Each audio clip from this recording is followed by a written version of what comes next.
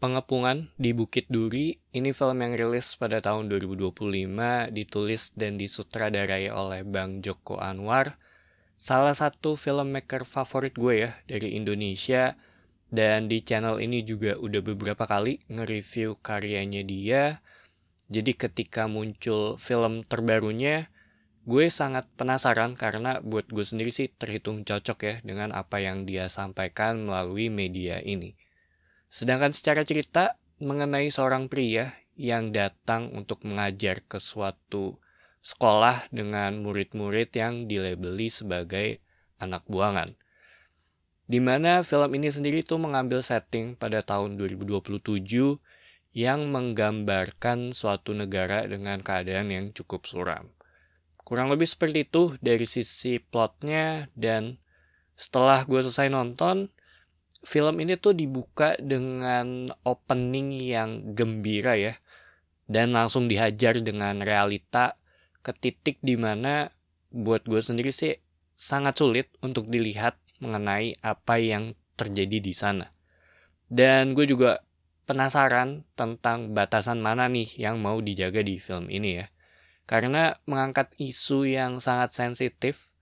Baru dari sana ada time jump ke tahun 2027, masuk ke pengenalan karakter utama yang ada di sini. Dia adalah Edwin dengan latar belakang yang telah kita tahu dari opening yang ada di film ini. Dia datang ke suatu sekolah untuk menjadi pengajar di sana dengan tujuannya tersendiri. Dan sisanya gua nggak mau terlalu banyak spoiler ya. Cuma yang jelas secara plot ini terhitung memiliki skop yang kecil. Fokusnya tuh ada di karakter dengan masalah dan konflik internal yang dia miliki. Yang buat gue sendiri, semua tuh disajikan dengan baik ya di sini. Termasuk dengan antagonis yang kita lihat juga, di mana menurut gue sih terbentuk oleh keadaan ya. Dan balik lagi kepada jatuhnya tuh kayak nature versus nurture. Dan gue sih sebenarnya opini gue ya jatuhnya itu, kalau ini tuh kayak nggak semudah nunjuk mengenai benar dan salah, tapi balik lagi kepada aksi dan konsekuensi gitu yang berimbas pada kehidupan selanjutnya. Sedangkan isu yang dibawa ada rasisme, dan ini tuh cukup terasa ya sejak awal film sampai ke titik dimana gue rada nervous nontonnya.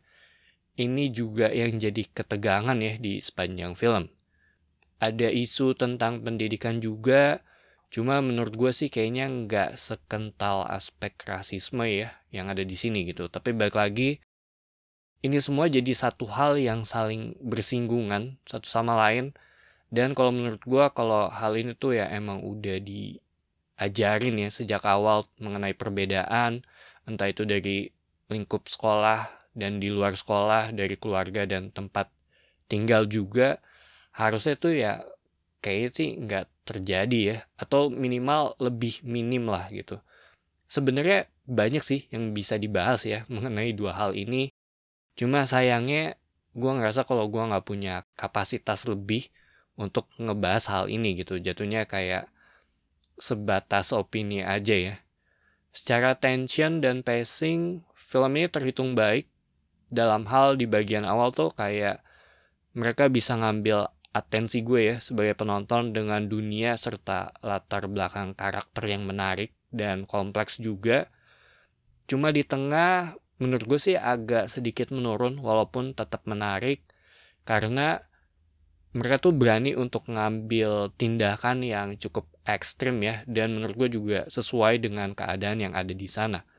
Baru di akhir, buat gue sendiri agak sedikit ketebak dengan plantingan yang ada di awal. Tapi sepanjang nonton, gue ngeliat atau gue notice ada beberapa jokes yang menarik. Salah satunya adalah iklan asuransi jiwa dengan nada yang tenang di tengah ketegangan gitu. Terus gue juga penasaran sih dengan foto presiden yang ada di ruang kelasnya ya. Secara visual, ini terhitung bagus untuk film Indonesia. Gue sih udah nggak ragu ya dengan timnya Bang Joko. Gue suka dengan penempatan kamera yang seolah-olah tuh kayak kita ada di sana ya, dengan panning ke berbagai arah sebagai sudut pandang kita. Sound design juga oke, efek suara dari pukulan juga masuk ke dalam keadaannya, suara kereta dan suara kekacauan yang ada di luar sana juga menurut gua kayak bisa menggambarkan mengenai seberapa kacaunya yang terjadi di luar sana juga gitu, tanpa ditampilkan secara visual ya. Dan yang gue suka dari film ini itu kayak ngingetin gue mengenai hal tentang taste of blood. Ketika lu udah ngelewatin batas jadinya tuh kayak ya udah sekalian aja gitu, karena apa yang selama ini tuh dicoba untuk dijaga akhirnya berhasil terlewati. Harusnya sih buat yang udah nonton akan ngerti ya maksud gue. So, Pengepungan di Bukit Duri ini salah satu film yang gue suka dari tahun 2025. Cuma sayangnya ini kayak bukan film favoritnya gue ya dari Bang Joko. Siksa Kubur tuh masih tetap nomor 1 buat gue. Tapi impact dari film ini menurut gue kuat, nilai plus banget untuk berani mengangkat isu yang ada di sini. Dan menurut gue ini layak banget untuk ditonton. Jadi itu aja opini gue untuk film ini. Thank you for watching. It's me Patrick signing off.